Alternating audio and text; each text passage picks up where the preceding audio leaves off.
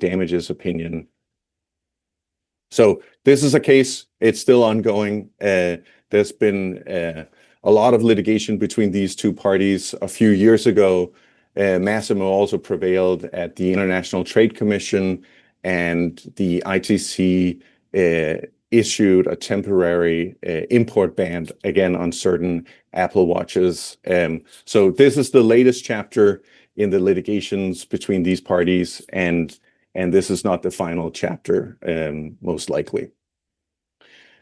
So another case that's gotten a lot of attention in 2025 is the Ecofactor v. Google case. Again, this case was initially decided in early 2022, where a jury found that Google's Nest brand of thermostats infringed one of Ecofactor's patents and awarded Ecofactor total damages of $20 million. And that was a damages award given as a lump sum. Again, at trial, Ecofactor's damages expert opined that Google should pay damages according to a per unit royalty for each allegedly infringing unit. And that opinion was grounded on certain licensing agreements that Ecofactor had entered into with other parties. Now, Google appealed this to the Court of Appeals for the Federal Circuit, and an initial decision came out in June of 24, where a panel upheld the district court decision, the jury verdict, in a 2-to-1 decision. But again, Google petitioned the Federal Circuit or the Court of Appeals and succeeded in getting in front of the full court. And roughly a year later, in May 25, the full Federal Circuit Court ordered a new trial on damages, ruling that the testimony of Ecofactor's damages expert was unreliable and should have been excluded. So what were the issues that came up at the Federal Circuit? So again, at trial, Ecofactor's damages expert claimed that prior licenses supported a per unit royalty. Ultimately, the Federal Circuit disagreed, or at least the majority opinion disagreed, ruling that Ecofactor's existing licenses did not establish that other licensees had actually agreed to a per unit royalty of X dollars. The actual amount is covered by confidentiality. So it really came down to how to interpret those existing licenses and the language in those contracts. And it is true that there were certain clauses in those licenses where Ecofactor represented that it saw the lump sum payment as being consistent or reflective of a per unit royalty. But again, the Federal Circuit disagreed with that interpretation, or at least the majority disagreed, stating that other clauses in those contracts, which both parties had agreed to, explicitly stated that the lump sum transfers in those agreements did not reflect a per unit royalty. So the Federal Circuit, weighing into this question by looking at the full contract, at all the clauses, reached the opposite conclusion of opposite of that of Ecofactor's damages expert, and said these licenses do not provide for a per unit royalty. And for that reason, ordered a new trial on damages. This decision from the Federal Circuit, I think many practitioners, many commentators might have expected the Federal Circuit to set new case law for how damages experts should rely on comparable licenses. I think ultimately this opinion is narrowly tied to the specific facts, and it may not have had the same broad implications for how experts use comparable licenses as some might have thought. But Ecofactor v. Google, that was a Federal Circuit decision that's gotten a lot of attention this past year. Now, the next slide I wanted to share before turning it back to Dan is just a research study that came out of Berkeley towards the end of last year. So the authors of this study, they took sort of a step back and looked across all the patent cases that had gone to trial in the last 15 years, so from 2010 to 2025. So they looked at a total of 233 district court cases with damages awards exceeding $10 million.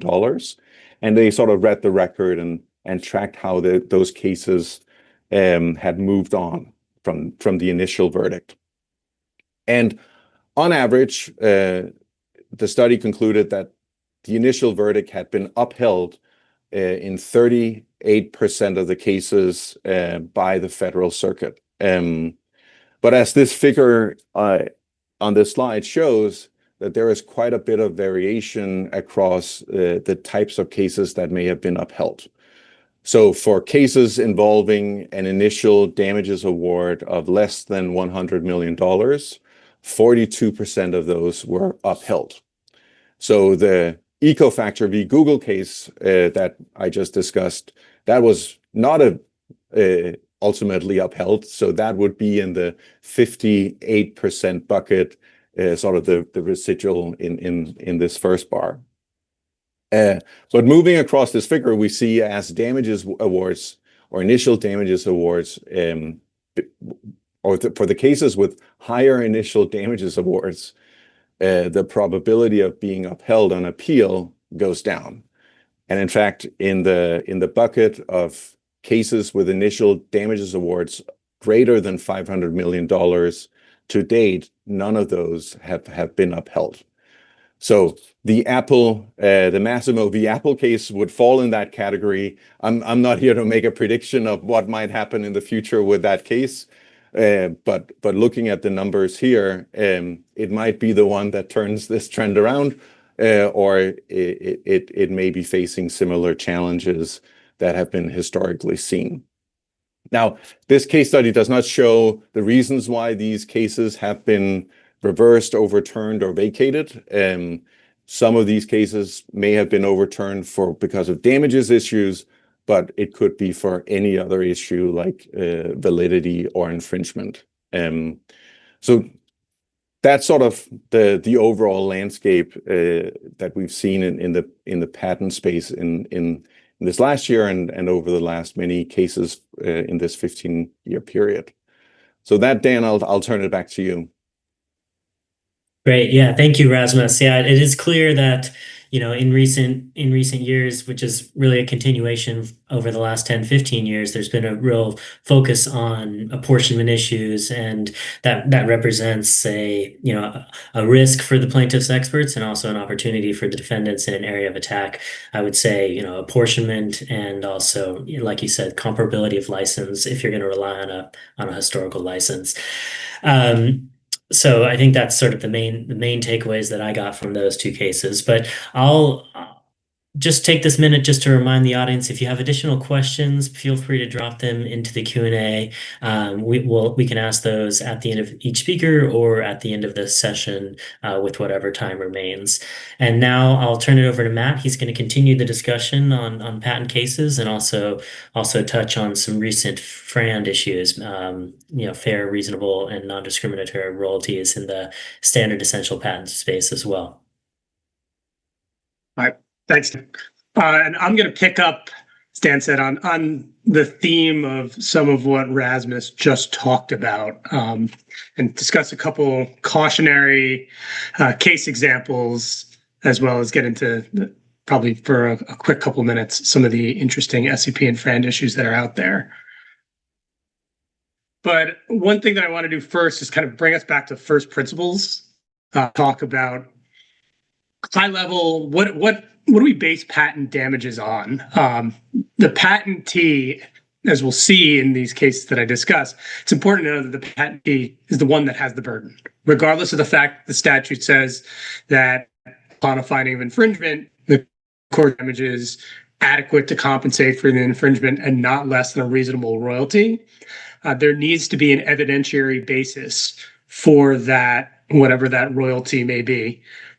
Lost profits are available in certain circumstances, and we know that you can get up to treble damages for willfulness. And then there's a special remedy for design patents that we won't talk about today, but I thought I would just flag.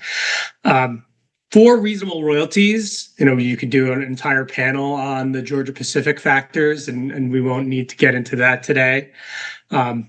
But in that sort of hypothetical negotiation Georgia-Pacific framework, as Rasmus just talked about, comparable licenses are often a hot button issue. And what is comparable is often very much disputed, and that's what we're going to talk about here. So in the first case that we'll talk about, and it's somewhat timely because this Optus v. Apple dispute, even as we are speaking, is undergoing a trial right now in Texas, and I'll talk about why there is what is now a third trial in that case. So the Optus v. Apple dispute arose. There have been multiple cases between the parties, both in the United States and abroad in the UK. But in the case that I'm talking about here, there was a single infringement question that was posed to the jury for all 5 patents. So it was, did Apple infringe any claim of any of the 5 patents? And the jury found that Apple did infringe and awarded $500 million in damages. That $500+ million damages award was reduced by the district court to $300 million in a retrial. And the reason why there was a retrial in the first instance was because the jury was not informed that the patents at issue were subject to fair, reasonable, and non-discriminatory license obligations, because they were standard essential patents. So that led to a retrial. So the district court said, jury has to be informed of that. And upon the retrial, the jury awarded $300 million. So we saw the jury the second jury reduce that first large damages award. So after that first large damages award, both parties ended up appealing. And Apple here, they appealed the $300 damages award, and there were a couple of issues. And the main one here was concern about jury unanimity. You need to have a unanimous jury on a finding of patent infringement. And the Federal Circuit found that it was problematic that the district court had framed the infringement question as a single question for all 5 patents. Noted that under precedent, each patent creates its own separate cause of action. So Apple was entitled to a jury finding on each individual patent. It sort of deferred on the question and ducked the question about whether Apple was entitled to jury unanimity on each individual claim within a particular patent. They said, we don't need to deal with that today. But they said, it's possible that certain members of the jury thought Apple infringed one of the patents, while other members thought Apple infringed a different patent, but not that first patent. And under the district court's framing of the question, that still would have meant that Apple infringed, and that was a violation of Apple's right to jury unanimity. So because the infringement fell off, then the damages question, or the damages